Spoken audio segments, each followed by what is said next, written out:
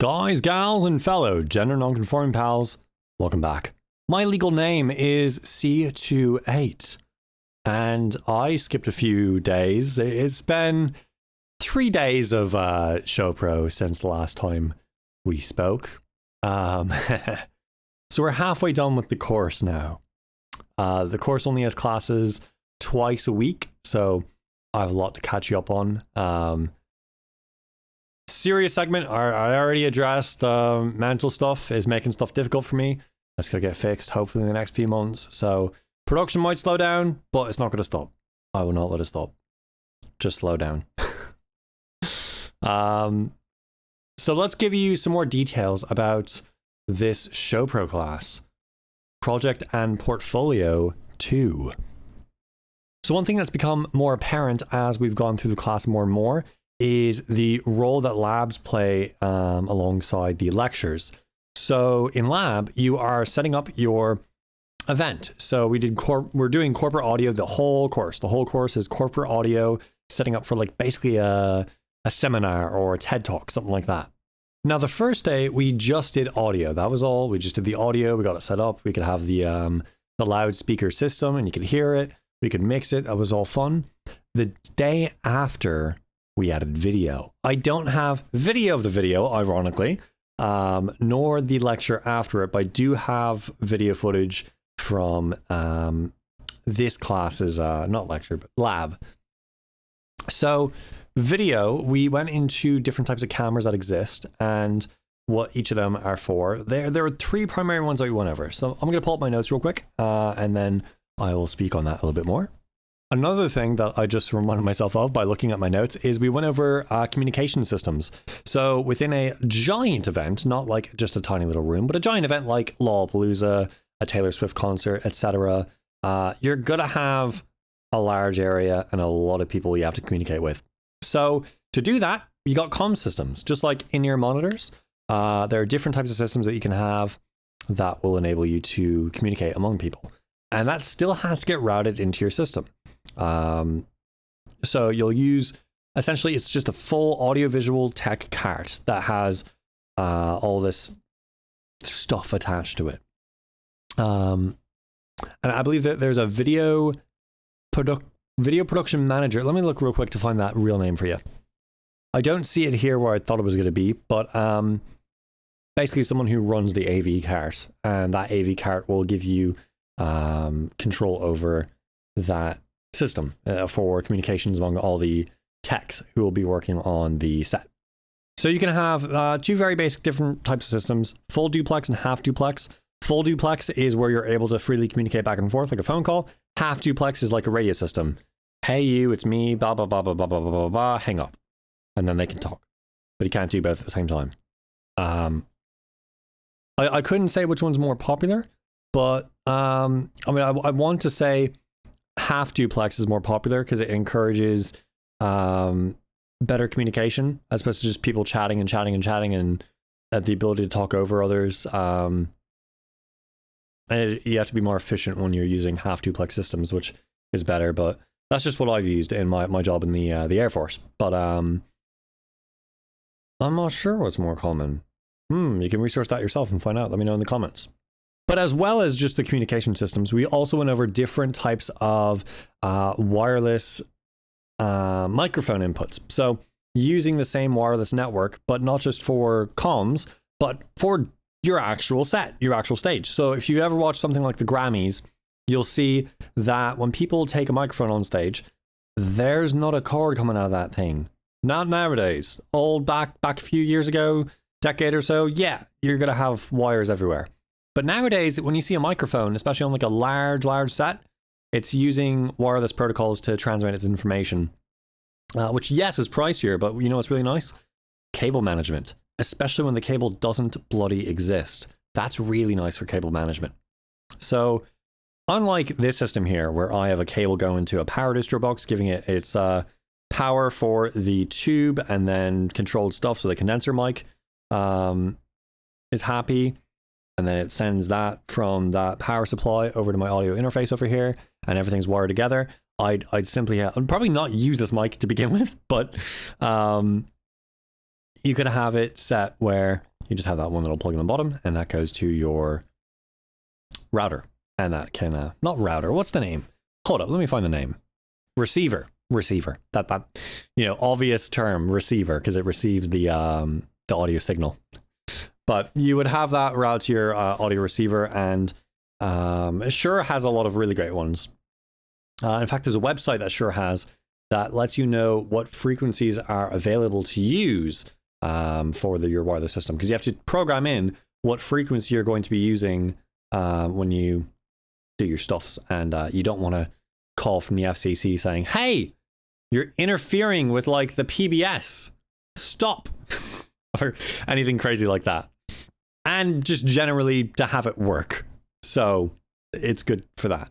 But at the end of each lab, we have to make a stage plot of the stuff we used in that lab room, so we get experience with making stage plots, understanding how to make them, how to read them, and the logic behind making them as well is very important. So when you see a stage plot in the future, things make sense. You're like, oh, well, of course that's put there. Especially if you're going into ShowPro as a career. Myself, maybe not. But I'm definitely, like I said, I'm definitely open to ShowPro opportunities. But it's not the primary job I'm trying to go into as a sound designer. Yeah. Or just general audio engineer. Audio nerd. But of course, front of house mixing, that's audio nerd stuff. So I could do that. I could show you the stage plot that I had for the first lab versus the second lab. And then the third lab versus the fourth lab. So I haven't made the one for the fourth lab yet. It may be in this video. It may not be in this video. If it's not in the video, you're going to see a little dancing skeleton. If it is in the video, you're going to see it. So the first stage plot we had was this one here, which you see is just very basic, just your AV setup for, not even V, just your A setup. It's your audio setup for just microphone, and it's got your ability to hear what the microphone is saying. So the second lab then after that, you're going to have your comm system. So that looks like this. And then on the third lab, that's where we had the video camera. So now you get your video camera, and we get rid of all the comms stuff, and the audio just goes straight video. So that looks like that.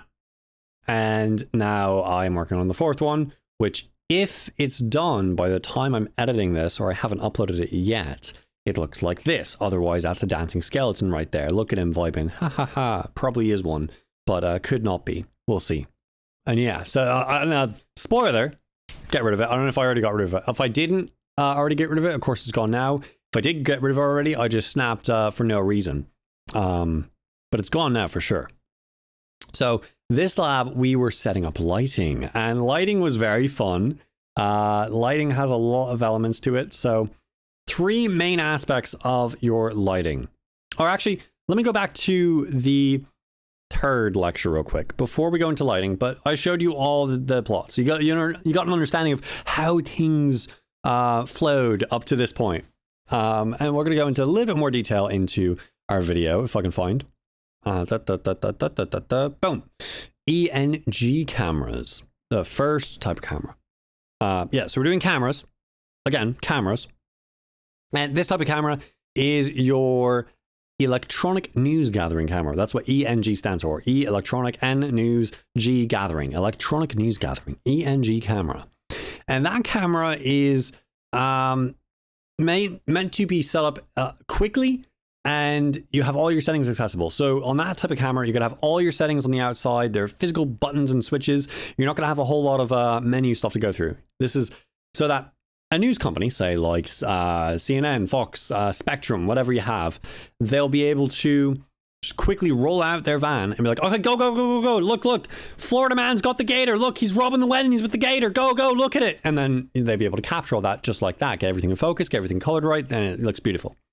Of course, you need a good camera op for that. Can't just be like, okay, go, random stranger, do this. You need experience with that stuff, especially with all the locations of the switches and dials and buttons and stuff. But then the one just after that we touched on was the digital cinema camera, which very, very similar to an ENG camera in operation, except you have more menu stuff, more digital menu features. This is something that you're going to take some time setting up. So you don't need to worry about having all these analog switches. You can have digital buttons and stuff.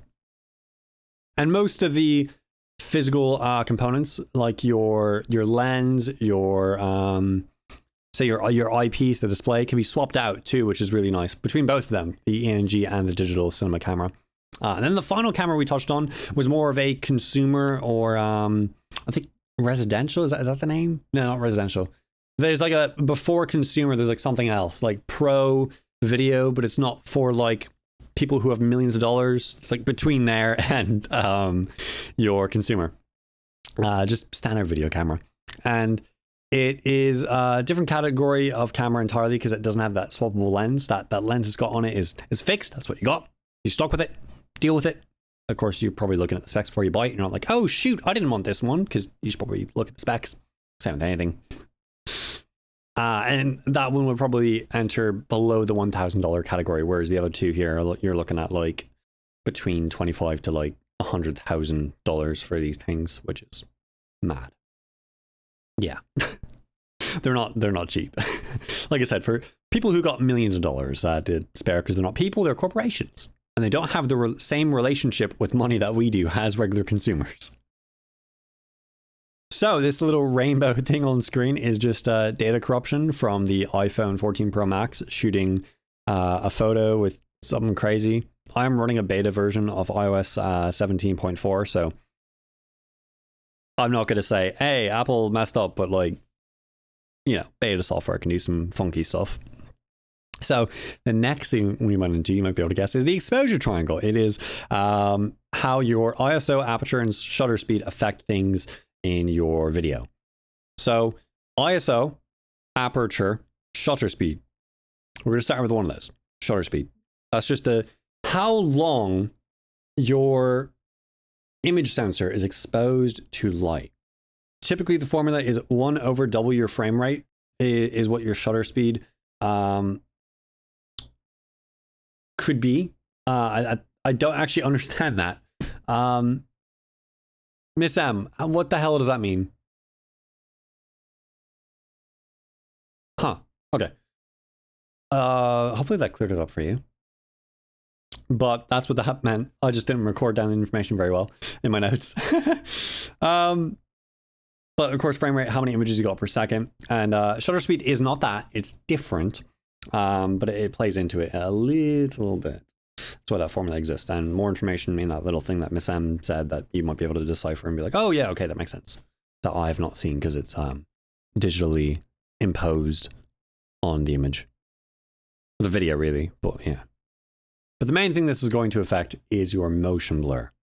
If you're able to get really fast shutter speed, you're going to get crisp, clean images. You're not going to get a whole lot of motion blur, but the longer you expose for each frame, you're going to have more motion blur. So if you want to take those really fun videos where you match the frame rate of your camera with something like the RPM of a helicopter, and you want to make it look like the helicopter is just not functioning and just floating upward, you could do that, but you would probably want a very, very fast shutter speed so that you're able to capture those quick moments of when the blades come back around without having any blur, because otherwise you're just going to get a blurred mess that's and you just see like a halo around it that's stationary. You get some weird distortion effects happening, but yeah. And the faster your shutter speed is, the more you'll need to light your scene. So if you want a very fast shutter speed, say if you're doing something with a Phantom camera, you know, the slow-mo guys, whenever the two of them are doing their stuff with their cameras, they need to add stupid amounts of light on the scene. So whenever they're doing something like, I think they did 1,000,000 FPS at one point, and they just had like photon cannons firing at the scene so that way you could still see it. And even still, it was super dim. You're like, how is it that dim? It's just the sensor doesn't get exposed as much per frame. But that's your shutter speed. ISO is next. ISO is... I can't think how to properly explain ISO, but essentially it controls your noise. So the lower your ISO, the better, but of course there are trade-offs. There are instances where you may need to increase your ISO, and one of those instances is when you need to have higher sensitivity to light, but you can't light your scene as much. The sensitivity, I guess, it really is what ISO is doing. It is changing the sensitivity of light that your camera has, but the higher the sensitivity, the more noise you're gonna get. So you want to lower ISO and you want to make the light you're receiving real. The light you're seeing on the display, real. That's actual light in the scene, not just you have a super high ISO and now you can, oh wow. So whenever you're turning up the brightness of your scene on your camera and you don't have lights, you're changing your ISO. That's what that is. I 100% did research on this when I cut to give you this information, but that's okay for higher quality content. Final thing on this triangle is your aperture. And your aperture is the thing that adjusts the depth of field, or how much of your scene is in focus. I'm not shooting in cinematic mode right now, but if I were to be shooting in cinematic mode on my iPhone, I would be able to adjust that in post and do some really cool effects. I don't plan on doing that in the near future because my main focus is audio and I got this really cool mic. But you should be familiar with this thing on your phone if you've messed around with it before, especially portrait photography on the iPhones and other, pretty much any smartphone is going to have your portrait mode photography where you have a blurry background.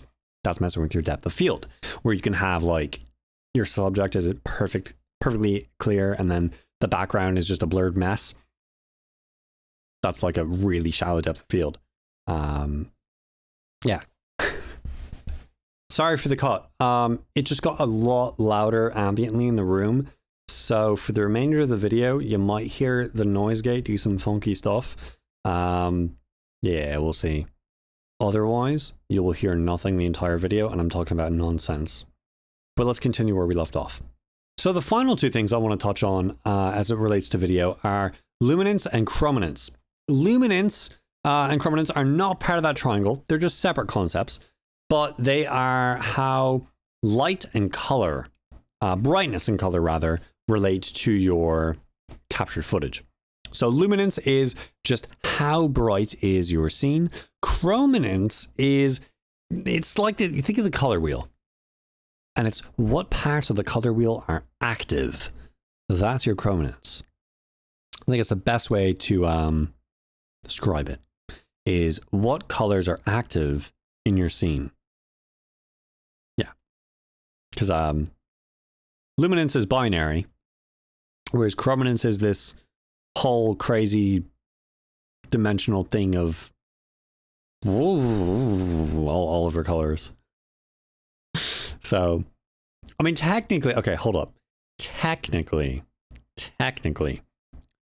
chrominance is binary as well. Well, not binary, but it's like, it's on a spectrum of two. It's got two axes. What am I meant to say? I said binary, but it's not like things are on or off. It's light or dark, blue to red, and somewhere in that spectrum. I think that makes sense, right? Two binary points on the spectrum. Yeah, if that makes sense. I've explained this terribly, but I think you understand what I'm saying here, so I'm going to move on. And the final thing here in my notes is just stuff about video conversion from different formats. One funny thing is, I believe it's HDMI has a thing. Yeah, so it's HDCP, High Definition Digital Content Protection. And it's essentially a way of keeping copyrighted materials from being easily copied or shared. But it can screw with when you're trying to send information to a system that doesn't receive with the right thing. So there are some adapters you can use that kind of yoink that protocol away and get rid of the need to deal with that. So and for an ethical reason, like you just need to pass video, but the thing's like, hey, we don't trust this thing. It's not using the protocol. You just get rid of the need for the protocol and then you're good, which is nice. So all that leaves us to lecture 4, lighting stuffs. So lighting was the topic of today, and I've got a decent amount of notes for you. So very cool. The class actually started out with a talk on quantum mechanics. We're talking about wave particle duality. That was awesome. That was really cool. I super appreciated that. I meant to tell the instructor this, but I completely forgot. Like, I wanted to tell her, I really appreciate you not being afraid to introduce quantum mechanical concepts into a class that it relates to, because like it's actually easy to understand. It's not this crazy whoa concept. Sci-fi and like media have made it seem like quantum mechanics is something that's like unreachable. No one can touch it. Oh my god, no one can understand it. Like technically yes, if you think you understand quantum mechanics, you don't understand quantum mechanics. But it's like a inside joke thing. Like we understand how to do these things, and the concepts can be conveyed very easily. So it was cool having a video on just basic stuff, the double split experiment, but essentially all of it saying light does interact with itself, and it's how you can get situations like, say, color blending. So different frequencies of light, of course, have different colors, and additive lighting is a result of that.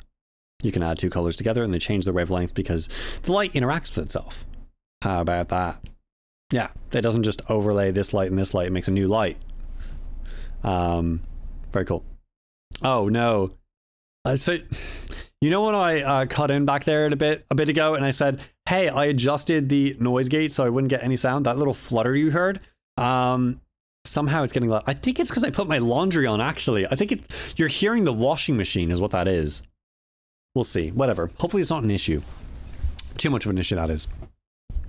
But yes, we went into different... sorry, I had a cut. I don't know where I left off, but we're going to pretend it was here. So we touched on different aspects of what light can have done to it. That was one of the worst sentences I've had come out of my mouth this video log, but English is whack anyway. So you know what? I mean, I do the rest of the vlog in Ukrainian if I could. So... Зараз я хочу говорити українською мовою. Так, no, not going to do that. So things that can happen to light. It can be reflected, it can be refracted, and it can be diffracted. Very basic stuff. Reflection, bounced off. Comes back and it looks like the same on, like, say, a mirror or like a lake or something. Refraction is the bending of light at the sort of area between obstacles. So you think about like putting something behind a glass of water, like, wow, it does funky stuff. Wow. That's your refraction. And then finally, diffraction is just filling an area. So like filling the scene, it's diffracting into the scene. And then there are three subtypes of reflection that we did touch on just briefly. Specular reflection, which is like your mirror or your still lake. Diffuse reflection, which is that of, say, like this wall. This wall has a effect. I don't know if I can. Right here in my hand. If I move my hand closer to the camera, you get more of that light shining off my skin, and you can see, and my hand probably distorts in the wide-angle camera, so it looks a little funky. But you see the light from the ring light there, and it's not the same thing. It looks a little different because my skin's got some texture to it. I'm not glass. And then finally, spread, which is sort of a happy medium between the two. It's where you can still see the shape of things, but you don't see a clear image. It's like the luminance and chrominance of your subject are still there, but they're like messy. I don't know a very good example of that. I mean, maybe if I got like a piece of paper and I showed you that, I don't know if that would work. You can try it. So here's like a blank piece of paper, and if I were to bring this closer to you, yeah, I don't know if that did anything. I'm doubtful. I'm doubtful that you really saw much, but maybe you saw a little bit of the shape, color, and luminance of the ring light back there. And that would be an example of spreading if it did do that. But if it didn't do that, then here's an image of what that looks like. Yeah, and now it's gone. Okay. The rest of the stuff I've written up here, I'm not going to go into because it's, like I've said in the past, good stuff, not for the vlog.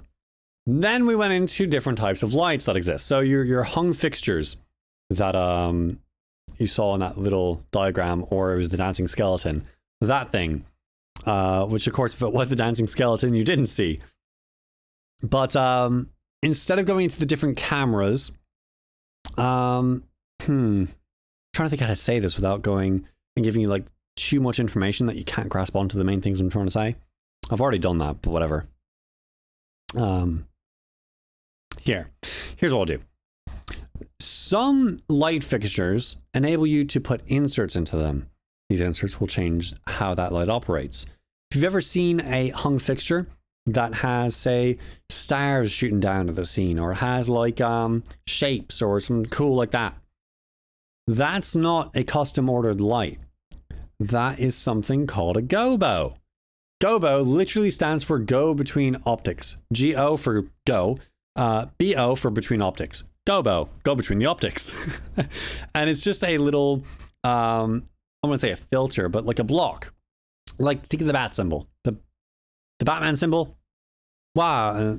Yeah, it's a gobo that goes in between the optics, and then you just see Batman's logo up in the sky for the bat signal. I think that is an outstanding explanation. And then you have other things called gels, which gels are not the same as gobos, but they work similarly, where you insert them.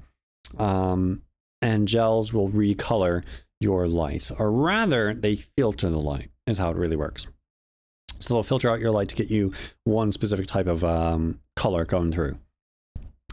Gels are cool, but you can also get not digital, you can get LEDs that'll do the same thing for you without needing those, but you'll use gels for lights that don't natively have the ability to change their apparent color. Or if you need a very specific color, you could of course use like a very true white light and then put that in there and get your light. And the cool thing about the gels, they have little diagrams on them showing you what light they filter out, measured in kelvins. Not the same as the temperature unit, but measured in kelvins. It tells you what, like, it's the warmth and coolness. I know this doesn't help my point of it not being the same as a temperature scale, but the warmth and coolness of light. Warmth being, of course, your orange, redder hues. Coolness being your blue, purple kind of hues. Doesn't really go into purple, but like, you know, orange to blue, and then white in the center. Right now, using kind of a cool blue light to make the scene seem nice, especially with I've got reflections coming off of my wall there that are kind of orange, so it makes the room a little orangey. So to match that out, I use the principles of quantum mechanics to alter the light. No, I shine blue light. I mean, yes, but like I shine blue light to make it more neutral toned in my scene, which I totally didn't think about it that way. But like that is why I'm doing it. Yeah, if I were to turn this off, you'd see, oh no, the scene went a little dark and a little yellower, but I could turn it back on. Or I could turn it like, can I change the mode? There we go. You have like this, and I'm like, whoa, I don't like that color, so I use this. And I got other things too. I got like red, green, blue, yellow, purple, cyan. Oh, these are just, yeah, and then, wow, rainbow. Yeah, I'll stop screwing around with the lights now. There we go. Is that, hold up. There we go. Sorry. So much screwing with the lights. But yeah, you get the idea. How that changed the scene a bit. And you like it this way, hopefully. If you don't, if you're like, actually, I want to see it red next video log, I'll just do red the whole time. If we get like 3 comments of people saying, make it red, make it red, make it red, I'll make the next video log red. Sure. Yeah. So to control these lights now, there is a protocol called DMX. DMX stands for Digital Multiplex. So not DMX like X gon' give it to you, but a different DMX. And then I'm just accepting that I'm gonna get copyright striked for that. Not striked, but like demonetized. So I don't care, you know? Fuck it. I don't need to worry about it because I want to have that in there anyway. Yeah. Yeah, I don't think I need this for anything else, so I can close this. Okay, correction. I do need that actually open because it controls logic. So that's gonna be a pain. I'm gonna have to find where that went in the audio and resync. That's a pain. I don't like that. I really don't like that, but it happened. So cool. We'll keep you open and happy. That's fine. Okay, understood. In lab, we were setting up our light trees, you could say, and we were just doing lighting today. That was it. The only thing today was lighting. Understanding how to set these up and use the DMX protocol to control these lights. So the trees look like this.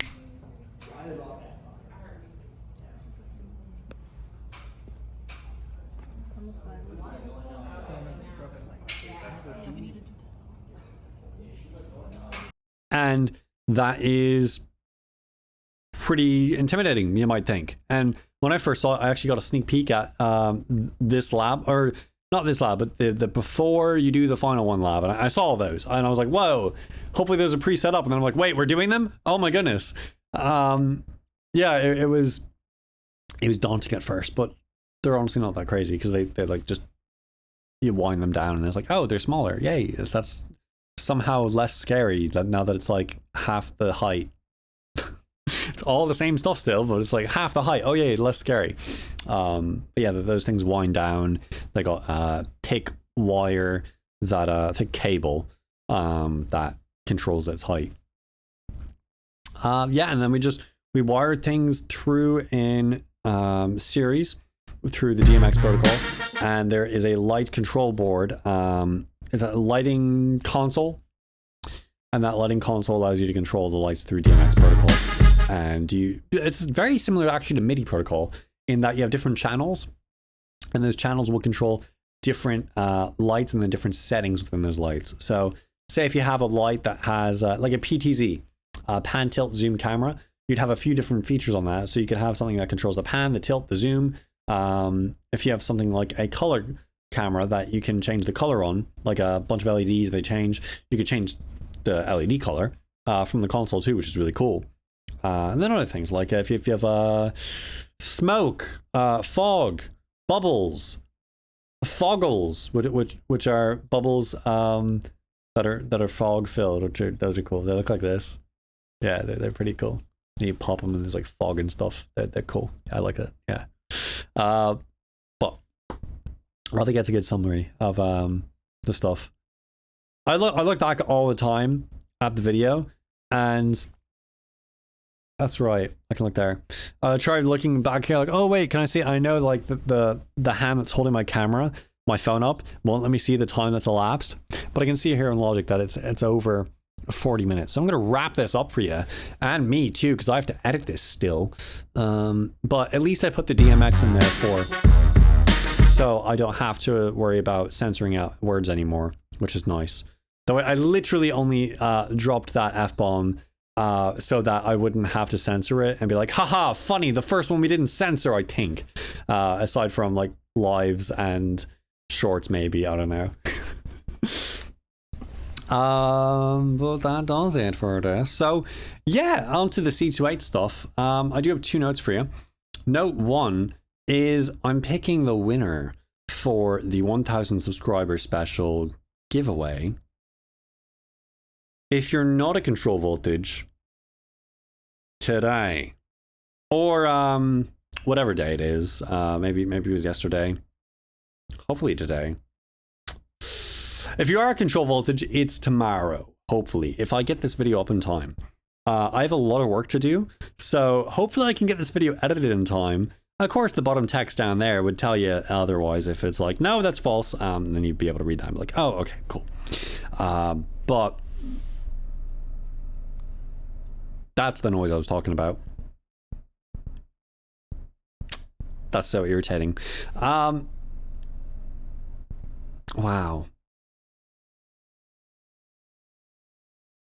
Benefits of a cardioid mic. There we go. Rear rejection. Yay. Go audio engineering. But yeah, I'll be picking that winner.